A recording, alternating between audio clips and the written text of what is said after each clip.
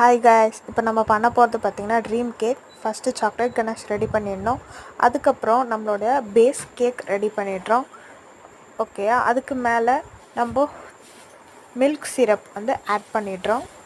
Add பண்ணதுக்கப்புறமா இதுக்கு மேலே தான் நம்ம செகண்ட் லேயரை வைக்க போகிறோம். செகண்ட் லேயருக்கு விப்பிங் க்ரீம் கூட சாக்லேட் கனாஷ் கொஞ்சமாக ஆட் பண்ணி மிக்ஸ் பண்ணிக்கிறோம். மிக்ஸ் பண்ணதுக்கப்புறமா நம்மளுடைய செகண்ட் லேயரை அப்ளை பண்ணுறோம் சாக்லேட் மேலே, கேக் மேலே. அது விப்பிங் க்ரீமை ஃபுல்லாக ஆட் பண்ணதுக்கப்புறம் தேர்ட் லேயர் நம்ம சாக்லேட் கனாஷை ரெடி பண்ணி வச்சுருந்து சாக்லேட் கனாஷை ஆட் பண்ணுறோம். அதுக்கு மேலே ஃபோர்த் லேயராக நம்ம மில்க் சாக்லேட்டை மெல்ட் பண்ணி வச்சு ஃபோர்த் லேயர் ஆட் பண்ணுறோம். இதுக்கு நடுவில் நம்ம ஆல்மண்ட்ஸ் வேணும்னா நட்ஸ் ஆட் பண்ணிக்கலாம்.